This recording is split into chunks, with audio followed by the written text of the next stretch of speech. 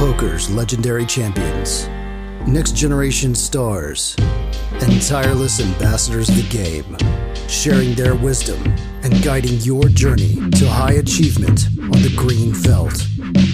This is Tactical Tuesday on Chasing Poker Greatness with your hosts, Brad Wilson and John Chai.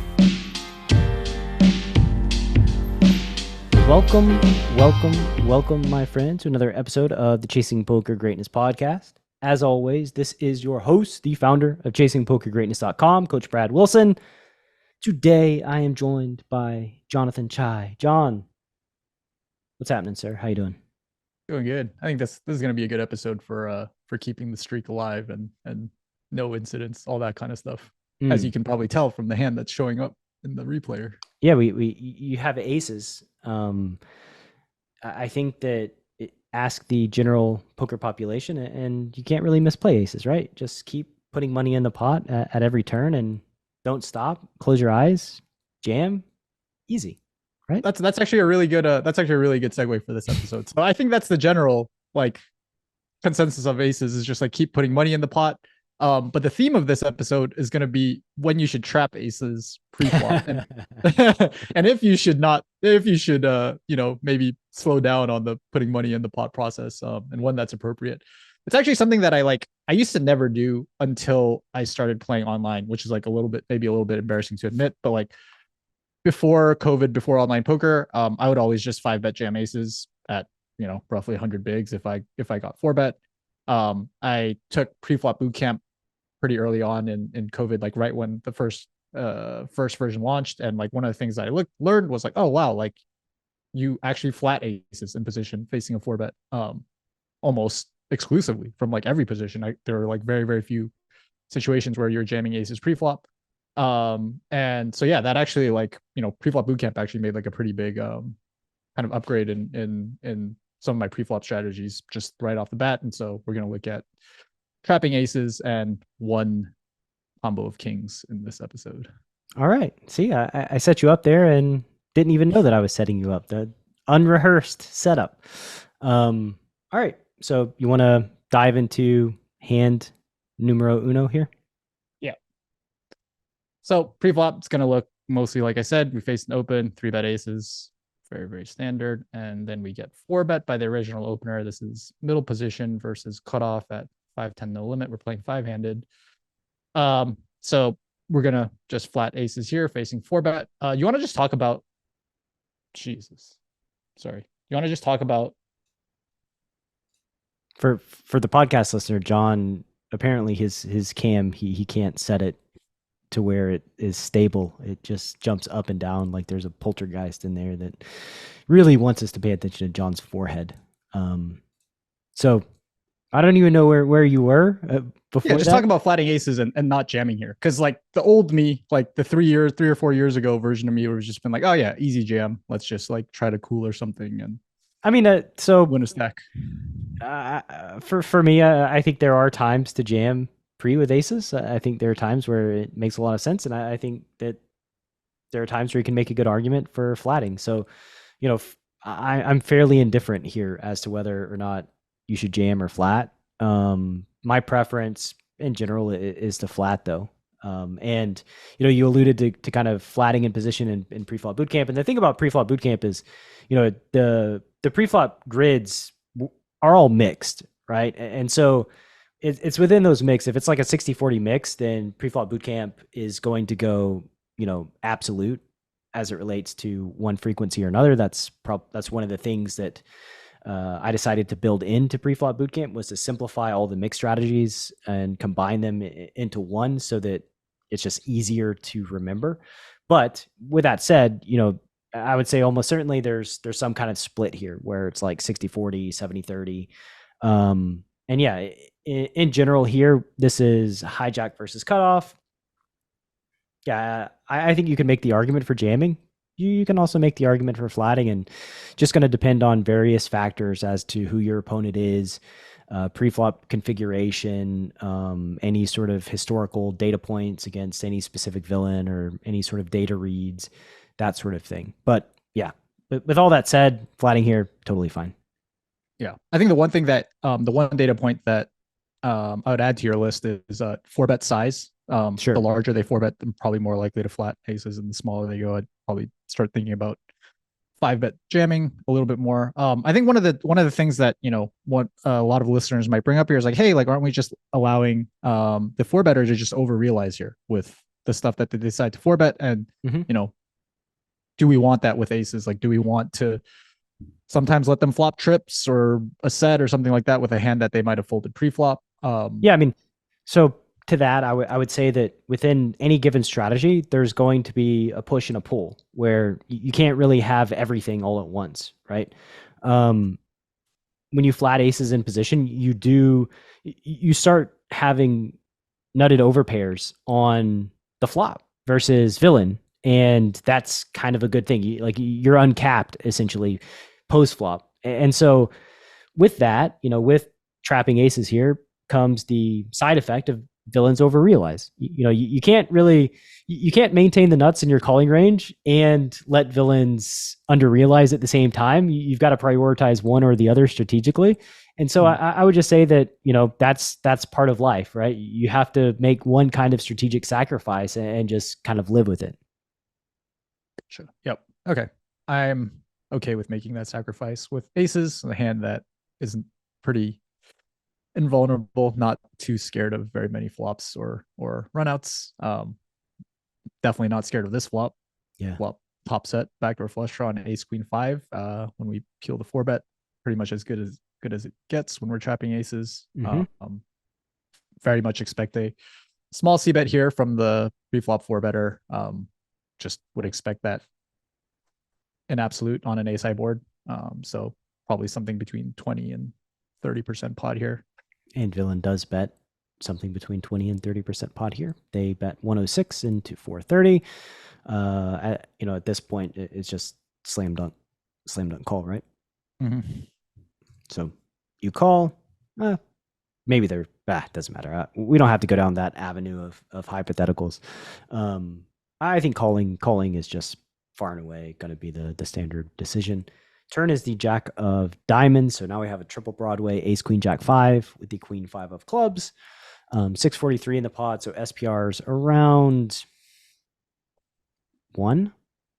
Once again, villain bets about quarter pot. I think again, this is fairly expected. I think quarter is just going to be a high frequency line. Yeah. This is actually like a flop in a board texture where I'm like, it's really, really hard for the pre-flop four better to have nothing, right? Like I would expect like their low equity region of their pre-flop four bet range to be something like ace five suited or ace queen, king jack, king 10. All of that is either the worst hand is king jack. He has four combos of straights and then like a handful of two pair combos. So I think king 10 is probably like a small concern here, but I'm actually pretty excited that I'm either going to cooler this guy on this flop. Like he either has a set or some form of two pair, just given the ace queen five flop. Mm-hmm. Yeah, I would agree. So you opt to call. Yeah, I think it's interesting that despite saying that like versus their pre-flop four betting range, like they just have all the two pairs and sets, and it's hard for them to have nothing. One could make the argument that jamming is somewhat reasonable here with top set on a board where it's just hard for them to have nothing, as you said.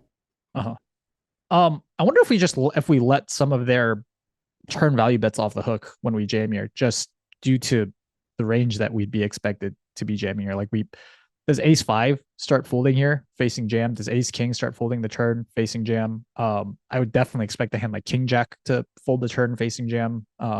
And maybe king jack just continues bluffing.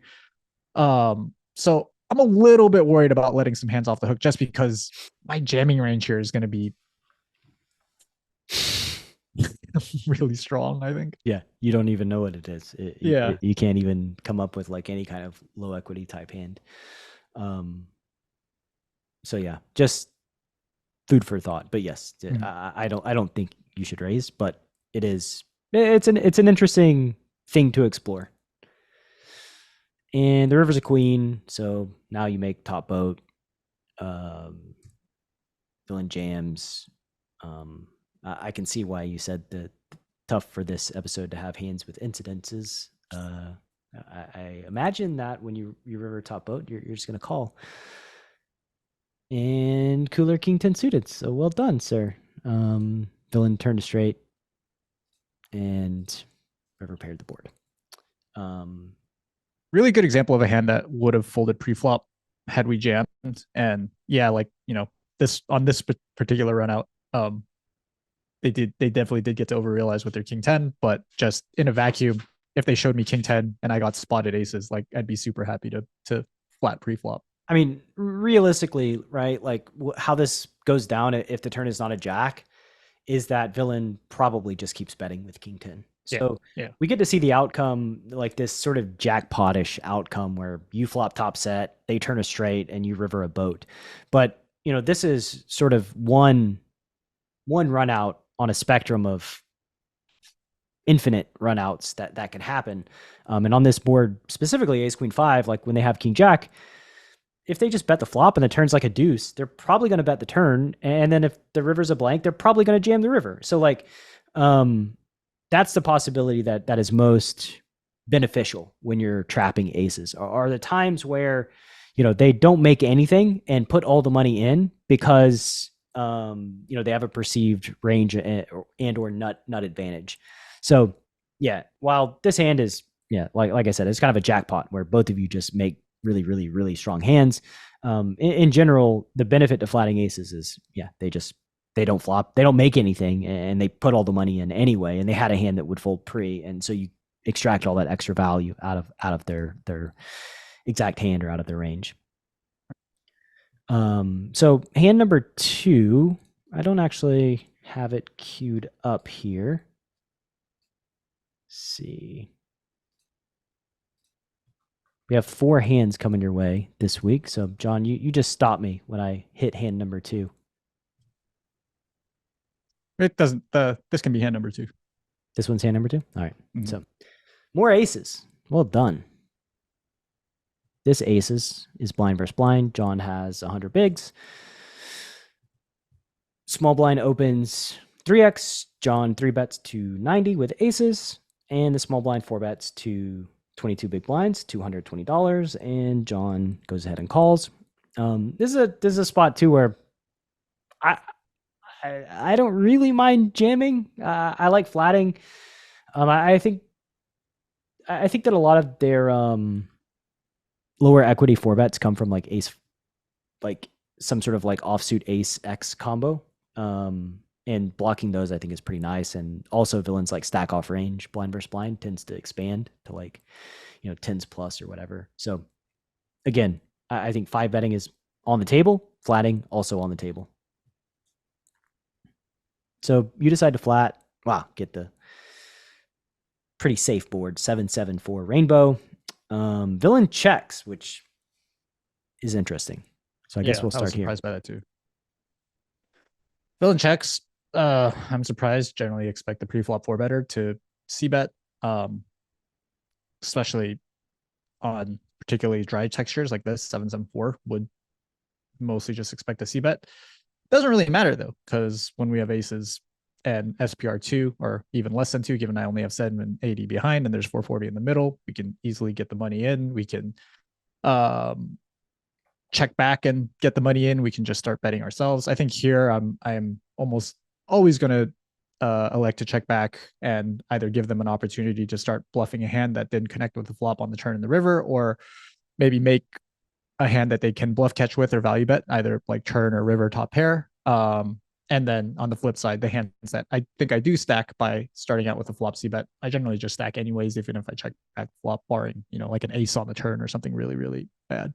Yeah. Wouldn't mind starting with a quarter here on the flop either and just checking back most turns and kind of doing the same thing, but starting out like with the aggressive quarter. Because I think on 7-7-4, it's hard for them to have folds. It's hard for them to fold like anything that they 4-bet here, given such a good price. And so I think betting quarter pot is also on the table, but checking makes a lot of sense as well. Turn is the jack of spades.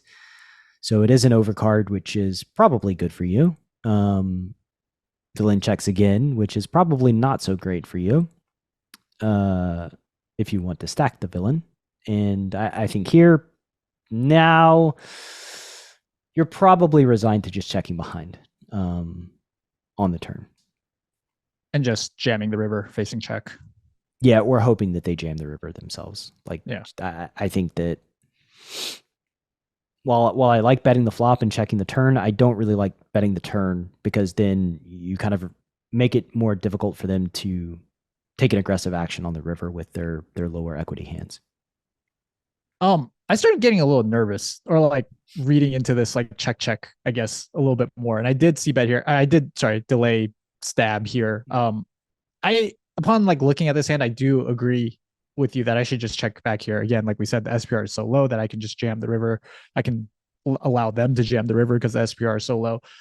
I'm guessing what I thought here when I bet is that the check range is going to be a little bit more showdown driven than like just like the air range that's trying to get to like a river one bet situation. And the hands that like do make a little bit of sense here, I guess, are like the 4Xs that 4-bet pre-flop, maybe a hand like ace-4 suited or 5-4 suited if they have like this is blind versus blind, so 4-betting 5-4 wouldn't be like completely shocking. Sure. And I'm guessing that that's what I was just hoping to target here. All that being said, I still like the line that you suggested, which is just check back the turn and jam the river, or allow them to jam. I think like all those bluff catchers are gonna, call the river sometimes, like the 4Xs. I think they might call the river more frequently than they call turn stab plus river jam. So yeah, I think this bet here should have just been a check. Well, villain calls, so that's a good signal that they have a hand that wants to make it to showdown. I think the first sign that they have a bluff would be that they fold the turn here. So you're in good shape. Your theory is looking pretty good at the moment. River's an 8 of clubs, and now at this point, you just only one thing left to do: stick it in. Final board was 4-7-7 Jack 8. John jams 570 into 856. Villain calls with Queen Jack off. So well done. Nice turn card for you. Again, I think I said that when the turn card came down. Good turn card. I don't know. I mean, the spot looks so juicy, right? Like just looking at the result of this hand makes me question whether or not like betting a quarter on the flop. I would actually want to do it, because I would feel so sad if they started folding a hand like Queen Jack off or Jack 10 off or some sort of hand like that. That'd be devastating to me personally. I think if I was gonna bet the flop, it would be smaller than quarter. Yeah, like 10%. Like if it would just be like, dude, yeah, I'm gonna make sure that you can't fold anything because you're gonna get 10-1 or something on the flop. You have a lot of incentive for them to turn top pair. Like a lot of incentive. And for what it's worth here, I can't imagine if you check the turn and jam the river that they're gonna fold the river. So I don't really know that I don't think there's any path to not getting their stack here other than like betting big on the flop. Yeah, I agree. And by the way, like as we head into the break, this Queen Jack off, a hand that's probably not going to call all in pre if we jam. So calling in position, definitely superior in this exact hand. So stick around after the break. We got more trapping with overpairs coming right at you. Are you a lone wolf searching for the ultimate pack? The CPG Wolf program is a close-knit brotherhood hell-bent on one thing only: chasing poker greatness. Powered by bleeding-edge wolf strats and led by Coach Brad and his lieutenants, CPG Wolves are systematically prepared for almost any spot they'll encounter on the green felt. If you want to plug into an elite team and have a step-by-step game plan to realize your full poker potential, you can apply at cpgwolves.com. Space is limited, and the pack is only as strong as its weakest member. So only the hungriest, grittiest, and most driven will be accepted into the program. Applications are open at cpgwolves.com. All right, welcome back from the break here on today's episode, where John is slow playing all kinds of premiums every which way you go. Before we dive into the second half of this episode, just want to let you know that today's show is sponsored by Live Cash Preflop Bootcamp.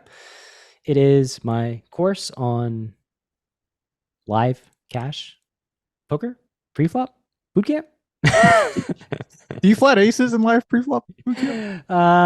Depends on the situation. I'll give the old poker player, poker coach response of, it depends whether or not you flat aces. Sometimes you do, sometimes you don't.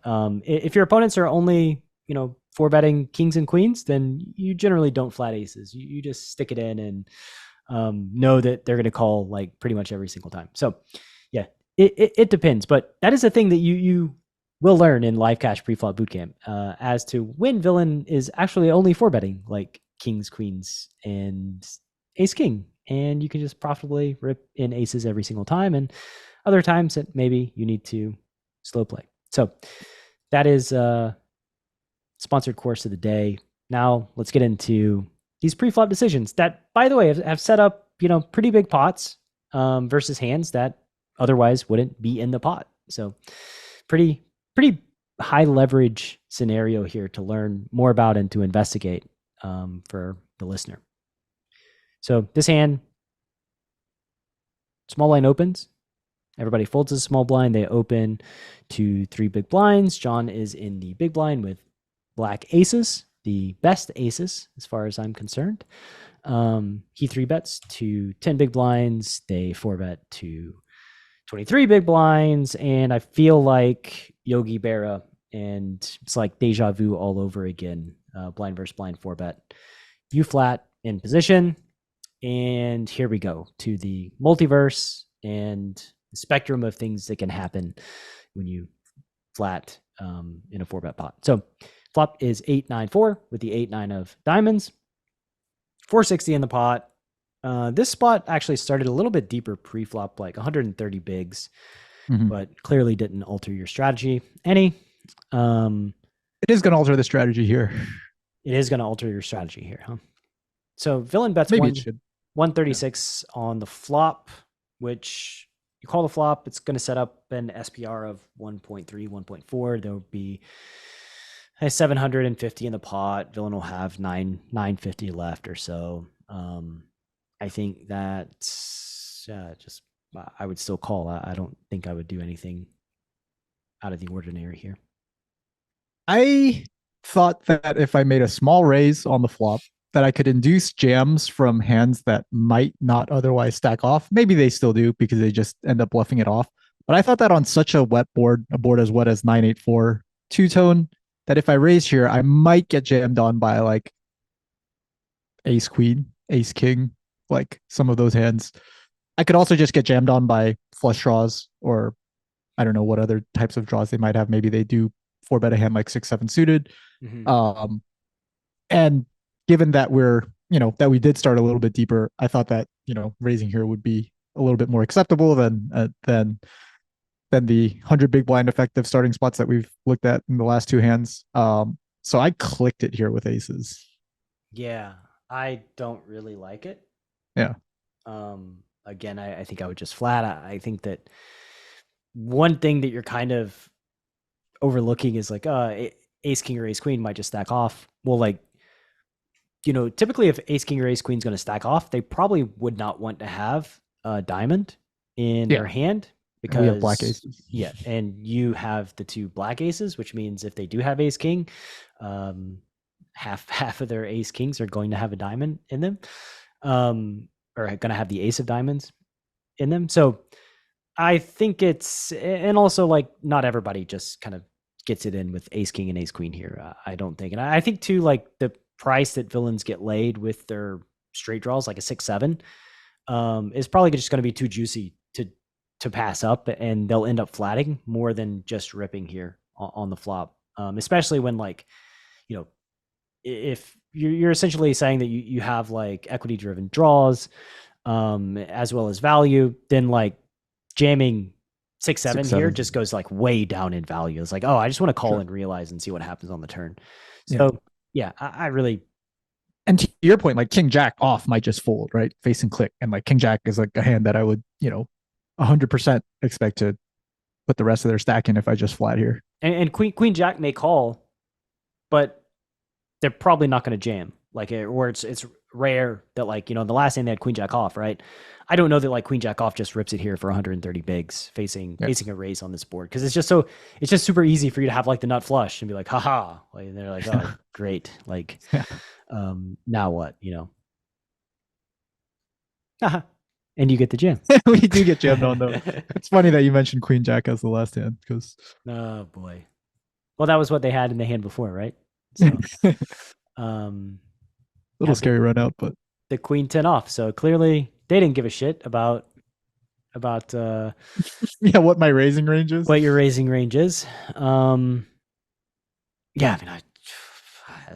I really dislike the way that Villain played this hand. I have both of us actually. Can't really. Well, I mean, I can't really argue with your thought process when Villain does exactly what you expect them to do, right? Like it kind of makes me wonder what other data points that you had to work with in game that led you to thinking Villain would be capable and probably be inclined to just bet 3-bet with, you know, queen 10, like a gut shot and overs here.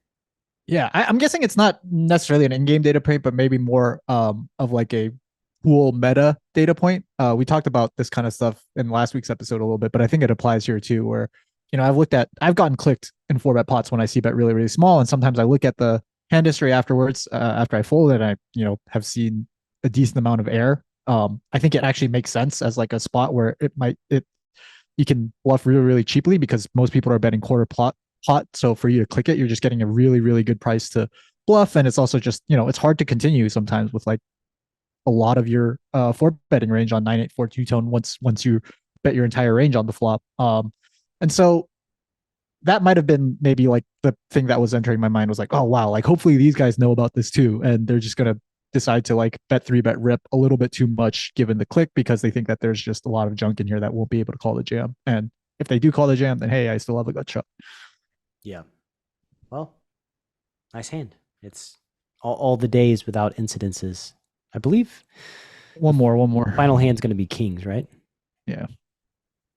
So maybe the incidences are on my side. I keep giving my opinion, and then Villain just, you know, does the thing that I don't expect them to do. For what it's worth, I really don't think it's great to jam queen 10 facing the flop click. I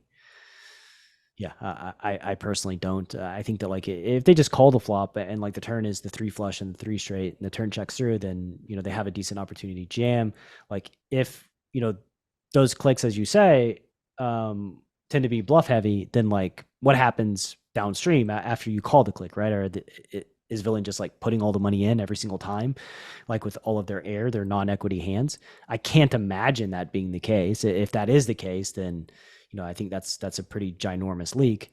So again, like calling kind of sets up a natural defense. Whereas when they jam, they're essentially targeting the air to fold. And then whenever you call, you just have like essentially all the equity versus them. Yeah.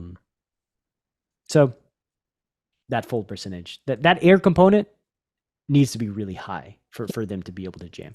Because I mean, if we just go back to this, right? Like here on the flop, you know, there's 870 in the pot, and they're gonna jam for like 810.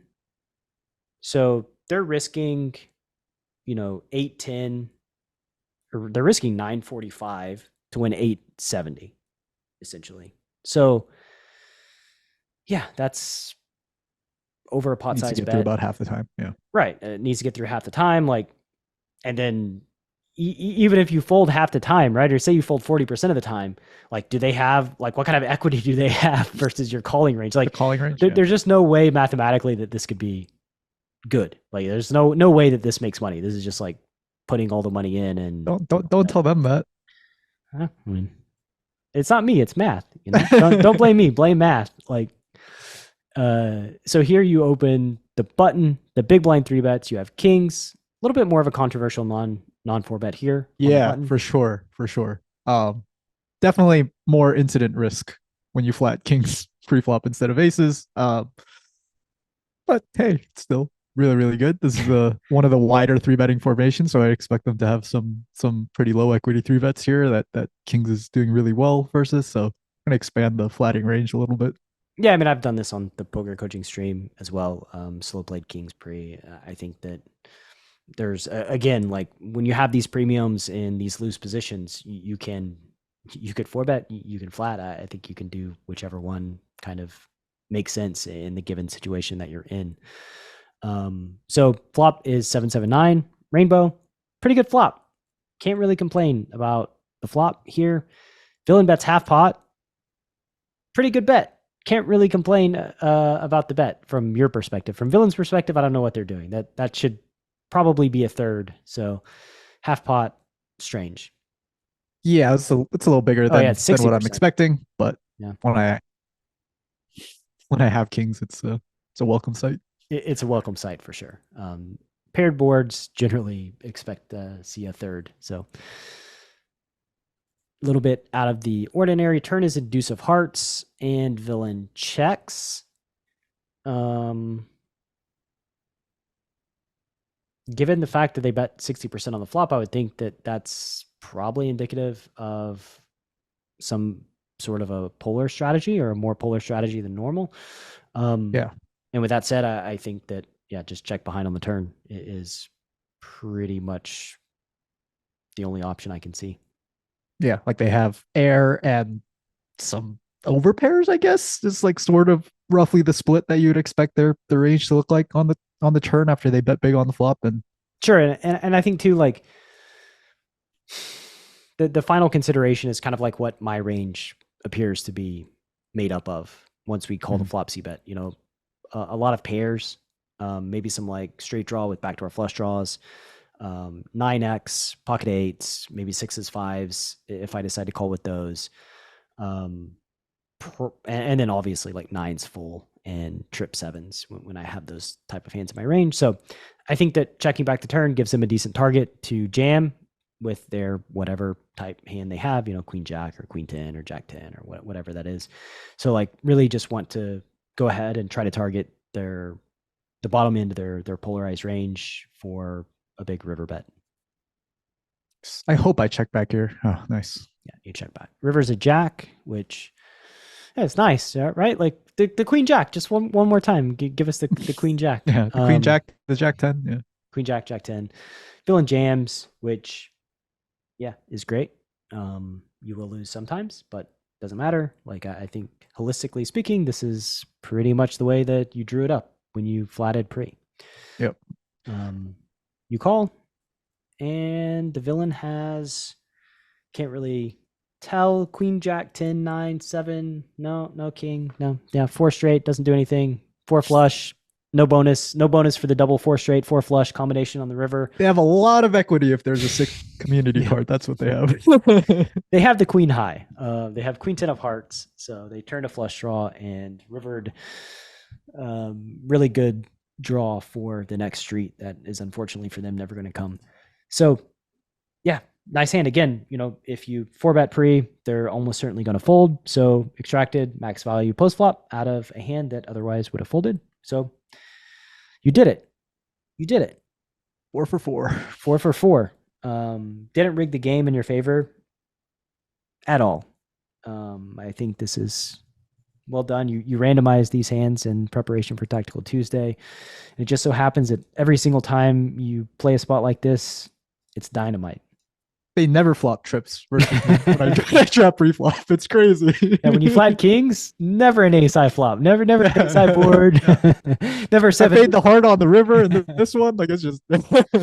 Yeah, it's a sweet life. Just living the dream as Mr. John Chai. Good episode today, though. I think it's pretty easy breezy lesson on, you know, the benefits of trapping in position. And we didn't get into the downsides because everything worked out well, but there are downsides as well. But I think again that there's merits in taking multiple actions in poker and exploring kind of the unknown or doing things that you don't normally do or otherwise wouldn't do. There's a lot of value to be gained from sharpening those tools, learning when to deploy them, and doing so. So good episode. Well done. I got nothing left. Yeah, I guess the last thing we'll say is if you want to learn when and how to flat aces and kings preflop, sign up for either Preflop Bootcamp 2.0 or live Cash Preflop Bootcamp, and I mean, if you're a live poker people player, like this. if you're a live poker player and you haven't bought live Cash Preflop Bootcamp, I don't really know what you're doing with your life. Like I don't understand. Just yeah, it's a course that, again, it just shows you the imbalances in people's preflop strategies, like holistically, and is better than anything that I could have dreamt up or imagined, like on my own, without looking at data, doing the math, sitting with it, and building out the strats, kind of combo by combo from all the various positions. Like it just exponentially increased my understanding of how poker players play in full ring environments and the flaws that they have in their strategies, and just the opportunity that you have in deploying different various strategies that may not be intuitive, but just cut right through these kind of piece of shit strategies that the standard poker player is deploying in live poker, quite frankly. I mean, I just gotta call it like it is. Like when I look at the data and I see the strats that people are deploying, I'm like, yeah, that's a real piece of shit. that's a strat with 4 combos in it. That's probably not great, That's it. Well, on that note, see you next week. See you next week. Stop deploying your piece of shit strategies in live poker. Thanks for listening to Chasing Poker Greatness. You can subscribe on Apple Podcasts or on your favorite podcast app.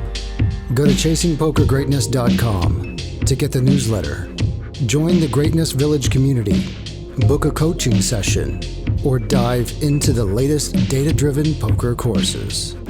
Follow the show on Twitter at CPG Podcast.